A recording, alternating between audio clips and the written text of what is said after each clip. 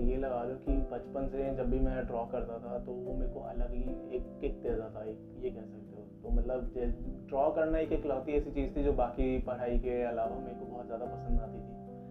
And जहाँ तक मेरे को याद है कि सेकंड क्लास में मेरे को याद था कि एक बच्चा था मेरी क्लास में, वो ना अपने घर पे जब भी हमको कोई टीचर कुछ बनाने को बोलता था तो वो किसी और से बनवा के लेके आता था अपने पेरेंट वगैरह से।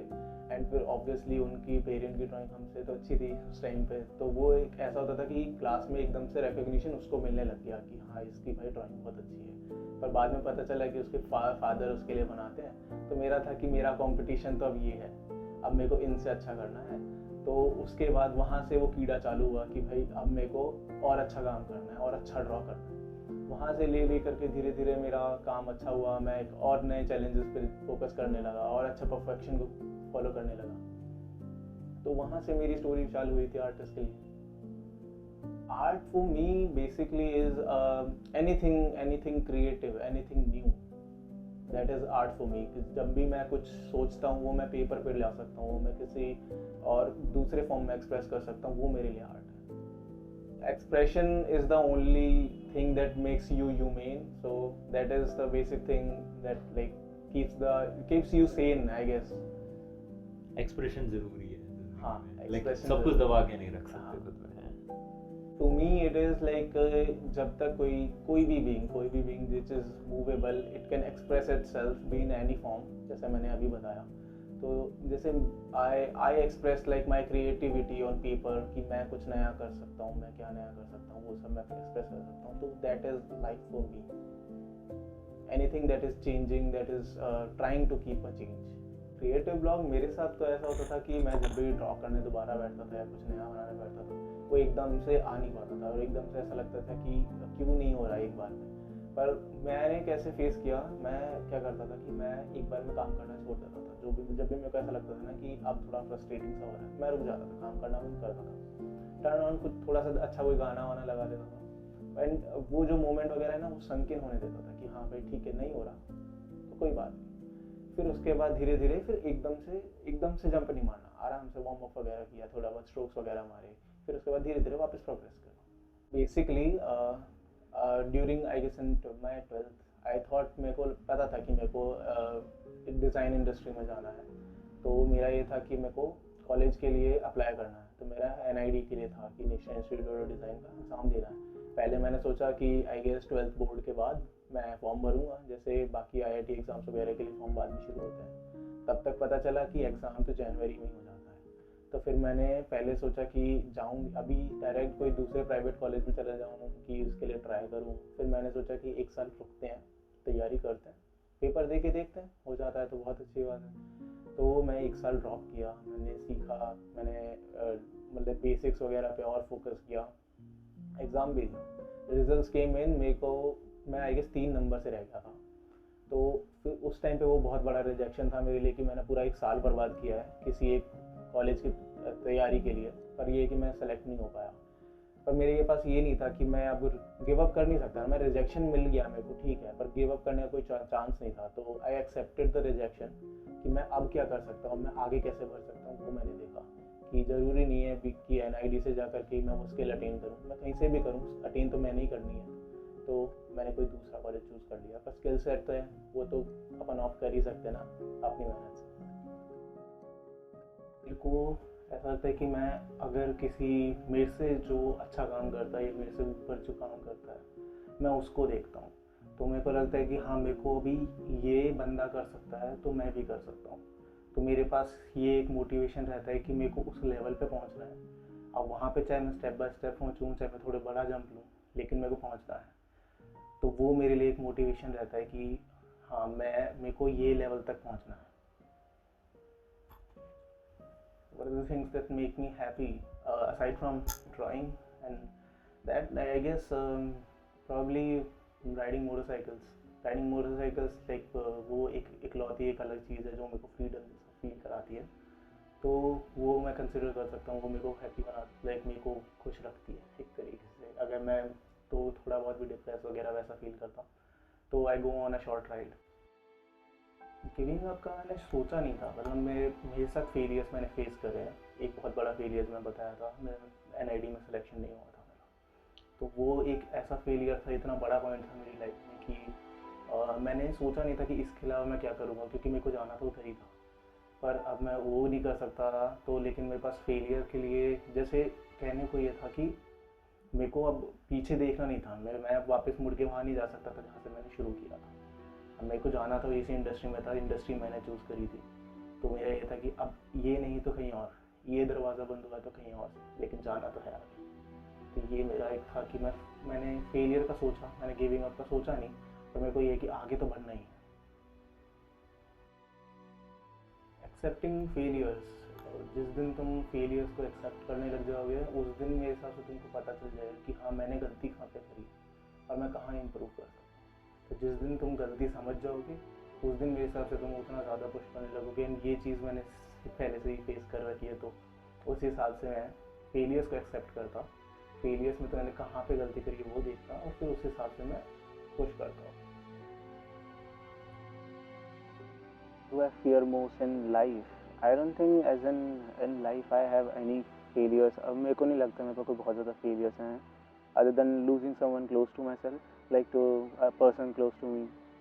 उसके अलावा एज इन वर्क मेरे को नहीं लगता कि मेरे पास कोई फेलियर्स है। लाइक कुछ लोगों को लगता है कि अगर तुम अच्छा नहीं करोगे काम में तो वो एक उनके लिए सेटबैक सा हो जाता है, फेलियर हो जाता है। पर मैं इतना सोच के नहीं चलता कि मेरे को पता है मेरा पोटेंशियल कितना है, तो वो मेरे लिए एक फेलियर नहीं होता। तो आई डोंट थिंक मेरे पास कुछ उसके अलावा कोई है फेलियर के लिए। एज अ पर्सन मेरे को लगता है कि मेरे को वैसे चेंज तो खैर लाइफ अपने साथ में ही लेकर के चलती है एक बंदे के, पर एज अ पर्सन मैं चाहूँगा कि मैं अपने रूट से जुड़ा रहूँ। मतलब जहाँ से मैंने शुरू किया है वो मुझे पता हो। एज अ लोगों को अपना जो नॉलेज मैंने जितना सीखा है उतना मैं प्रोवाइड करूँ उनको। Universe is a big question man, but as a person what do I wanna contribute to them?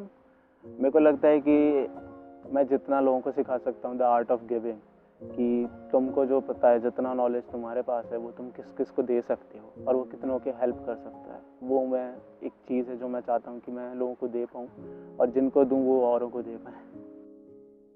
I guess the lowest point in my life was probably not qualifying for NID। तो basically at that point of time मेरे को लगा था कि I guess there is no going back at that point of time.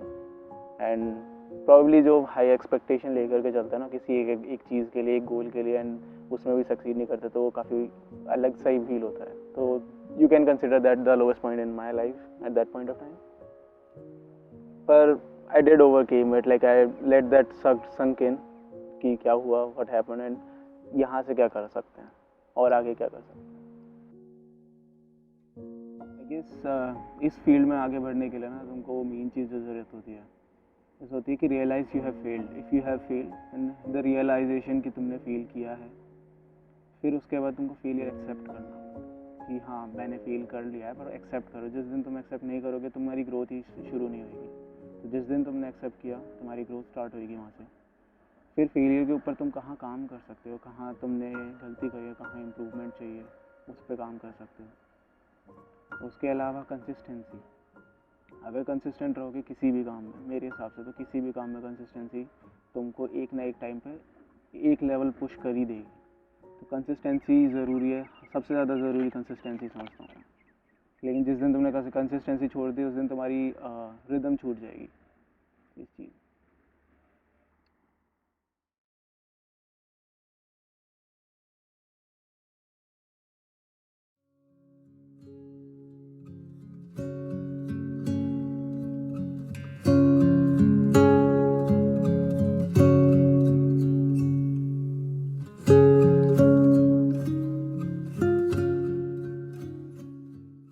बड़ी बहनें हैं, तो मैं जब छोटा था वो मेरे से 4-5 साल बड़ा हुआ करती थी।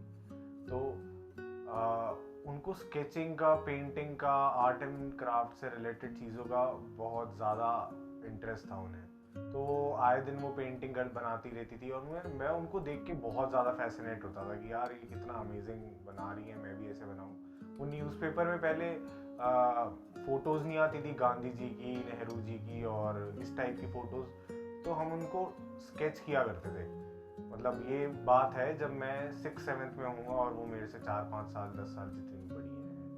तो उनको देख के मेरे में आया कि यार ये चीज़ है जो जिसमें मुझे मज़ा आता है। मुझे पढ़ाई लिखाई में कोई मज़ा नहीं आता था, मुझे वो स्केच बनाने में बहुत मज़ा आता था। मतलब वो बच्चे नहीं होते जो पीछे अपनी नोटबुक के पीछे कुछ कुछ स्केच बना के रखते हैं, तो मैं उन्हीं बच्चों में से ही हूँ। तो वहाँ पर मैंने उसी टाइम डिसाइड कर लिया था कि मेरे को इसी टाइप का ही कुछ करना है। मतलब मेरा विजन जब भी क्लियर नहीं था, और पता नहीं विजन अभी भी क्लियर है नहीं है, लेकिन लाइफ के साथ में सही चल रहा हूँ अभी। ट्रैवल फिल्म मेकिंग का ऐसे हुआ कि मैं अपनी लाइफ में फर्स्ट टाइम मैं घूमने गया था Uttarakhand.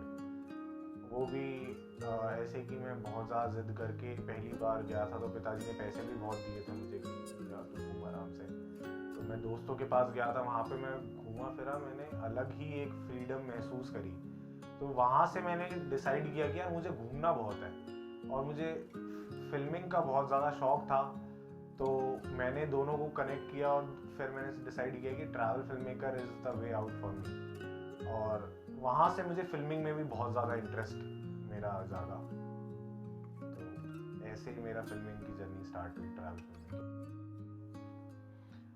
Art expresses freedom for me, मतलब कि जब कुछ सही नहीं चल रहा होता है, कुछ सही नहीं हो रहा होता है, तो आर्ट एक एस्केप की तरह काम करता है। जब मैं कुछ भी बनाने लगता हूँ, उसके बाद जो भी रिजल्ट निकलता है, मैं सारे अपने पेन, सारा प्रॉब्लम, सब कुछ भूल चुका होता हूँ उस पॉइंट तक, और मुझे बस उस पीस ऑफ कंटेंट के ऊपर इतना सेटिस्फैक्शन मिलता है, वो फ्रीडम मिलती है कि मैं इस आर्ट के थ्रू मेरे को इतनी मतलब कि फ्रीडम मुझे मिल पा रही है, मैं अपने आप को एक्सप्रेस कर पा रहा हूँ। तो और फ्रीडम फिर बहुत ज़्यादा कनेक्टेड होती है ट्रैवलिंग से भी। तो ये ट्रैवलिंग और फ्रीडम का कनेक्शन ऐसे ही बना रहता है। तो आर्ट यहाँ पर रोल प्ले करता है उसमें। Art is everything to me. With the help of art you can structure your way out. हर एक आर्टिस्ट के लिए होता है कि वो चाहे किसी भी प्रॉब्लम में फंसा हुआ हो, बट आर्ट उसके लिए एक एस्केप बन जाता है।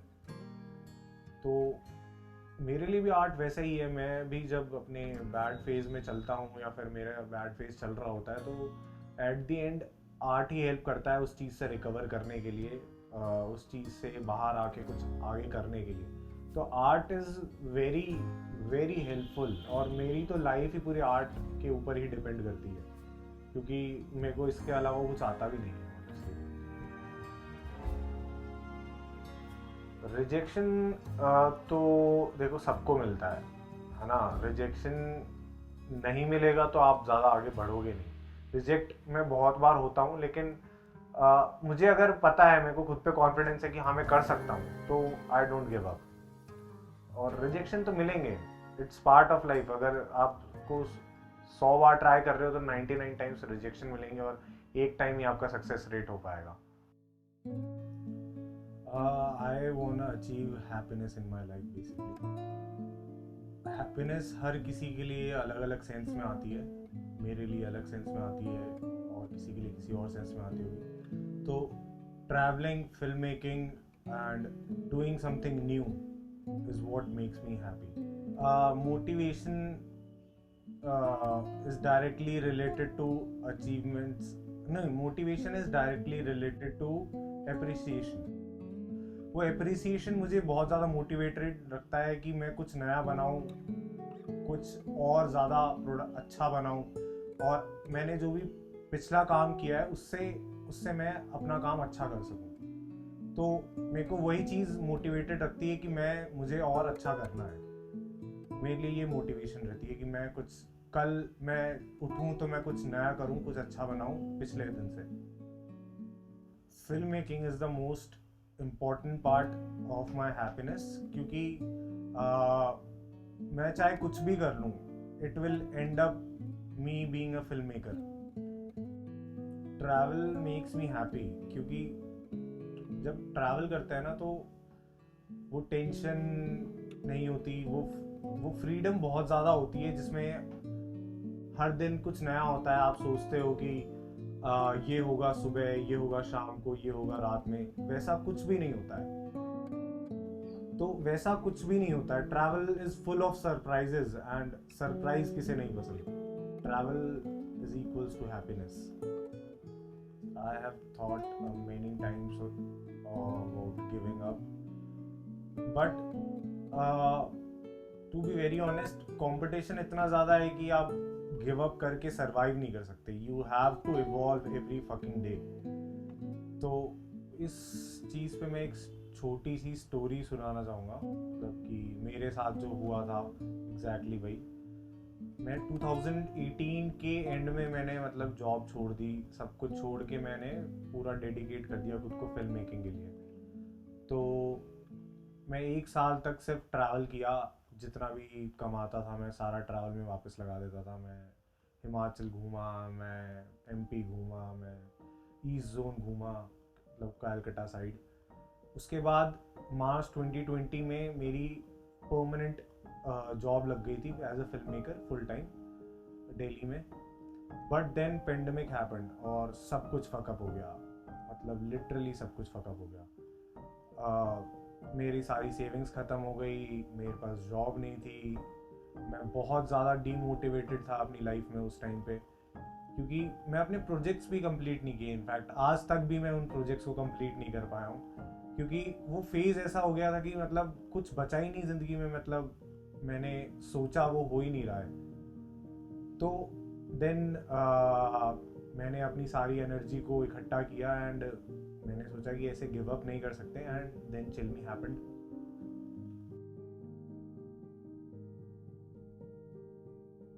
कि आपने कभी वो देखा है एस्केलेटर सपोज करो कि नीचे आ रहा है और आप उसके नीचे वाले एंड पे खड़े हो और आपको ऊपर जाना है. तो लाइफ उस एस्केलेटर की तरह है कि अपोजिट डायरेक्शन में चल रही है और आपको ऊपर पहुंचना है. अगर आप उसके ऊपर नॉर्मल स्पीड पे वॉक करते रहोगे तो आप एक जगह पे ही रहोगे. अगर आप रुक जाओगे तो आप सीधे नीचे चले जाओगे. और अगर आपको कुछ करना है ज़िंदगी में, कुछ भी करना है, आगे बढ़ना है, तो आपको उस एस्केलेटर पे भागना पड़ेगा.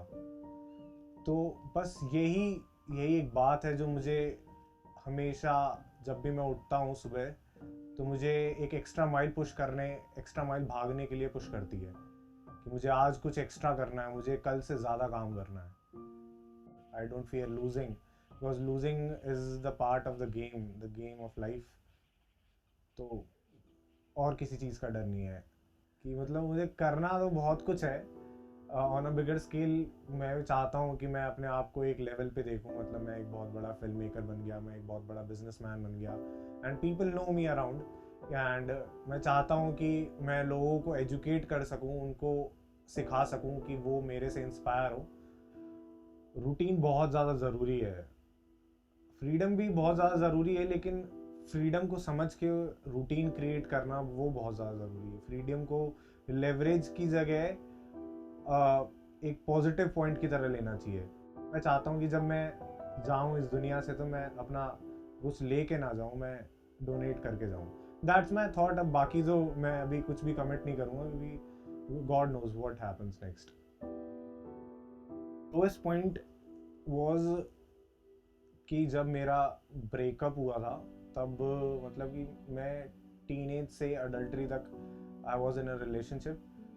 और मैंने उसके बिना इमेजिन नहीं किया था कि मैं आगे क्या करूँगा. जो भी मतलब कि प्लान्स बनाए थे, जो भी एक्शंस ले रहा था, मैं सब कुछ उस अकॉर्डिंग ही मैंने चीज़ें की थी.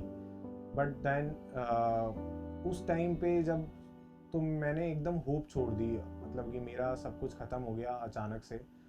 बट देन फिल्म मेकिंग में मुझे बहुत ज़्यादा इंटरेस्ट था और मैं उस टाइम पे जब ये सारी चीज़ें हुई, मैं उस टाइम पे फिल्म मेकिंग और स्टोरी टेलिंग के प्रोसेस में एंटर ही हो रहा था. तो फिल्म मेकिंग ने मुझे बहुत अच्छी तरीके से संभाला और इनफैक्ट जब मेरा ध्यान इन सारी चीज़ों से हटा तो मैं फिल्म मेकिंग में पूरी तरीके से कॉन्सेंट्रेट कर पाया. मैंने जॉब के साथ 4-5 महीने 6 महीने मैंने प्रैक्टिस करी, थोड़ा व्लॉग्स बनाए. केसी नाइस्टाइट को देख के मैंने व्लॉग्स बनाना सीखे, मैंने रेगुलरिटी लेके आया. एंड उसके बाद मैंने डिसाइड किया कि यार अब वो समय आ गया है कि जब अपनी जॉब को छोड़ के फुल टाइम फिल्म मेकिंग की जाए. और मैंने 2018 के एंड में मैंने जॉब छोड़ दी और 2019 मैंने पूरा ट्रैवल किया.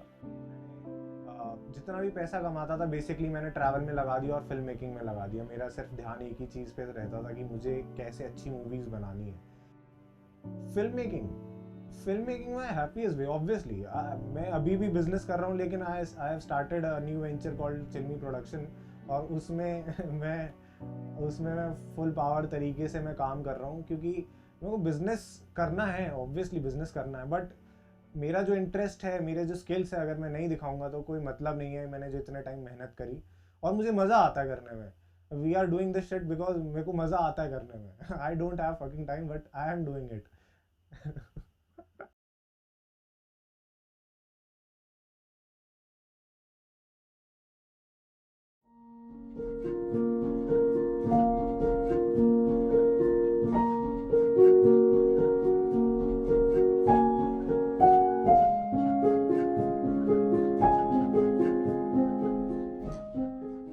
बचपन से ही एक टेक सेवी किड जो बोल सकते हैं अपन, तो मुझे टेक से काफ़ी लगाव था, तो मुझे टेक मिल रहा था कैमरे के रूप में। और पापा फ़ोटो खिंचवाते रहते थे, तो मुझे ऐसे बताते रहते थे। मतलब उनको पता नहीं था कि एग्जैक्टली ये रूल्स है फोटोग्राफी के, लेकिन उनको ये पता था कि विजुअली जो दिखने में अच्छा लग रहा है वो कैसे बताना है। तो वहाँ से एक जो कहते हैं अपन, वो आग को चिंगारी मिली थी, तो वो था। फिर धीरे धीरे और बड़े हुए, खुद के फ़ोन मिल गए, तो अब हर टाइम एक डिवाइस रहता था हाथ में जिससे अपन फ़ोटो खींच सकते हैं। तो ऐसी नॉर्मल फ़ोटोज़ खींचते रहता था। लेकिन जो एक्चुअल क्लियरिटी मिली दिमाग में कि नहीं, इसको एज अ प्रोफेशन भी ले सकते हैं, वो कॉलेज में जाके मिला। स्कूल लाइफ में कभी इतना लाइमलाइट, ये इतना रिकॉग्नाइजेशन नहीं मिला कभी। तो ये मैं माइंडसेट से गया था कॉलेज में, कुछ तो ऐसा करना है कि ज़्यादा भी नहीं, लेकिन पर्टिकुलर कुछ लोगों के ग्रुप का अटेंशन मेरी तरफ हो। तो मैंने देखा था कि जो मीडिया टीम के बच्चे थे उनको ऐसे एक्सेस पास मिला हुआ है, पूरे कॉलेज में कहीं पे भी घूम रहे हो, उनको कोई रोक टोक नहीं है। तो यार ये काफ़ी इंटरेस्टिंग है।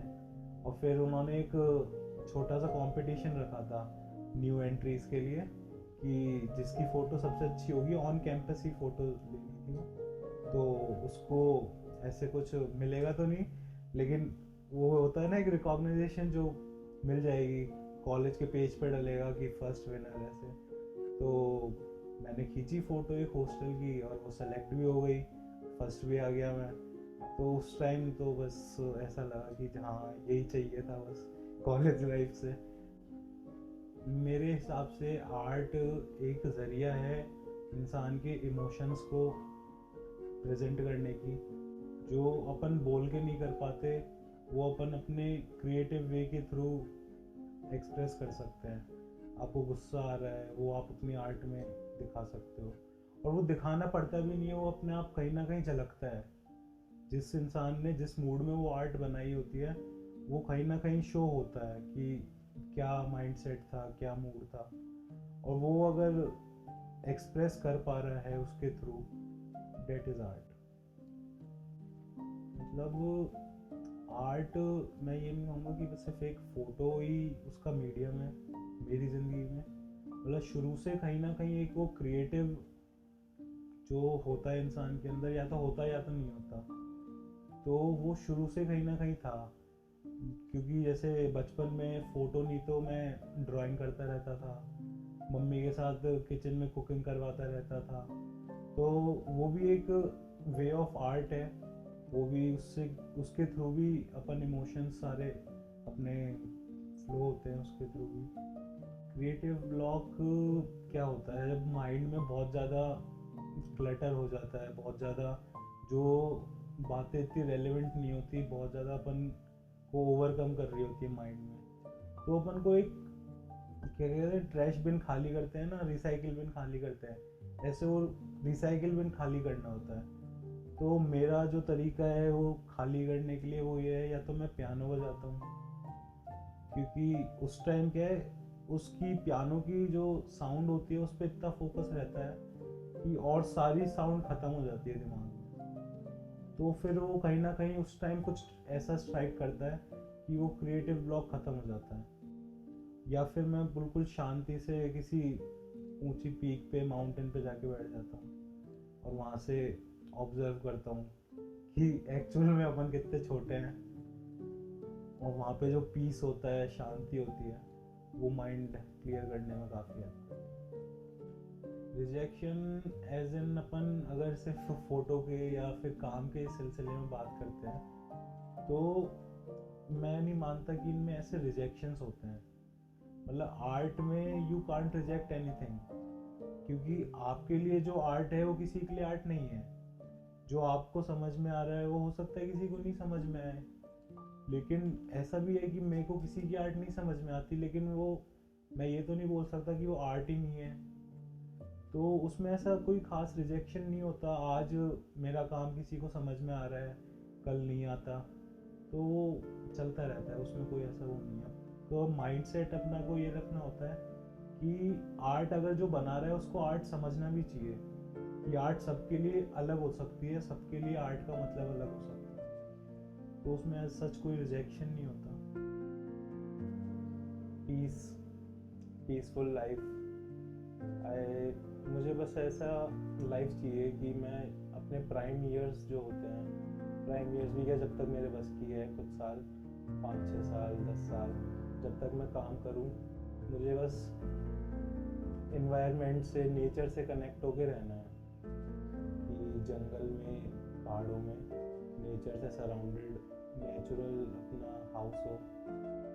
मैं दुबई टूर पे था, घूमने गया हुआ था मैं, तो ऑल डे डेजर्ट सफारी में एडवेंचर स्पोर्ट्स ये सब करके रात को 11-12 बजे होटल पहुंचे।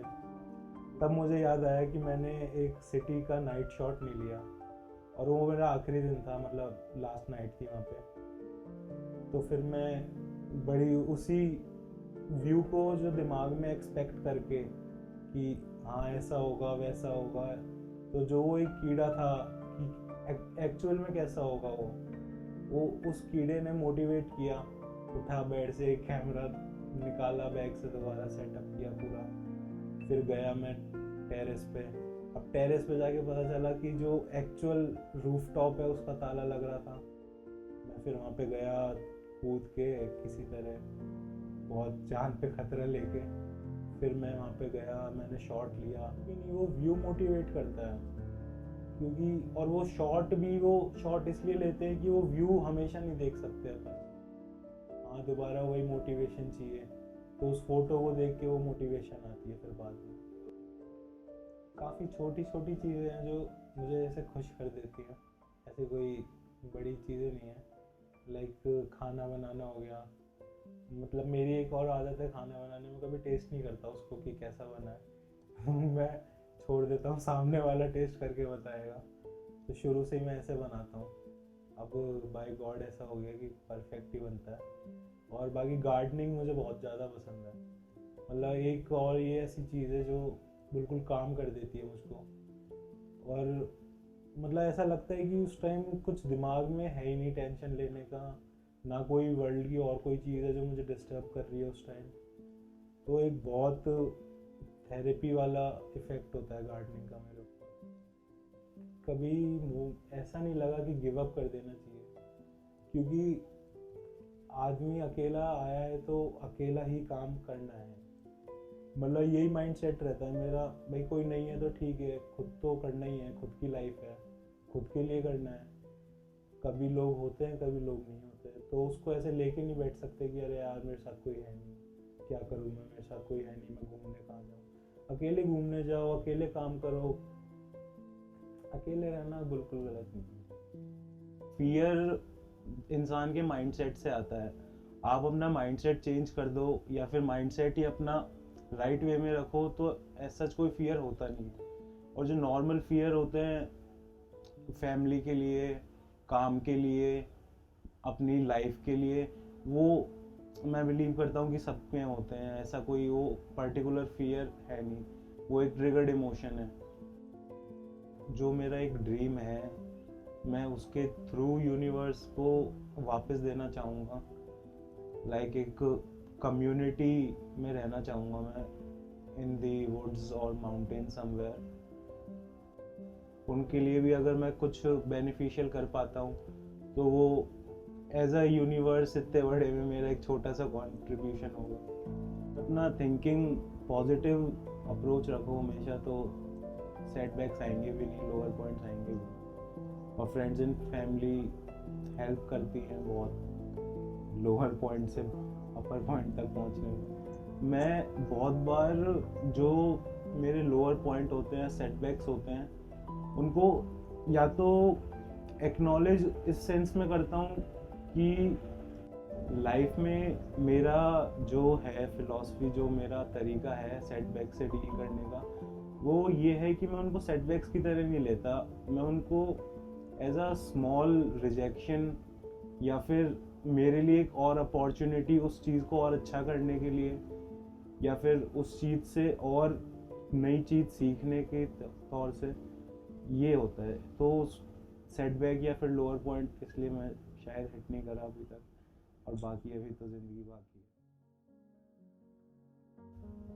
मेरा तरीका मेरी ज़िंदगी में शांति रखने का, या फिर जब बहुत ज़्यादा दिमाग में ऐसे क्लटर हो जाता है, बहुत ज़्यादा दिमाग जिसको खराब होना बोलते हैं, तो मैं कैमरा यूज़ नहीं करता उस टाइम। मैं जस्ट अपना जो व्यू है, जो दिख रहा है मुझे सामने, उसे बस देखता हूँ बैठ के और अप्रिशिएट करता हूँ कि मैं इस काबिल हूँ कि मैं उसे देख पा रहा हूँ। और वही मुझे इतनी शांति देता है, और वही शांति से जीने का एक पाथ दिखाता है। As a photographer, you should always know when to not use camera and just appreciate the view.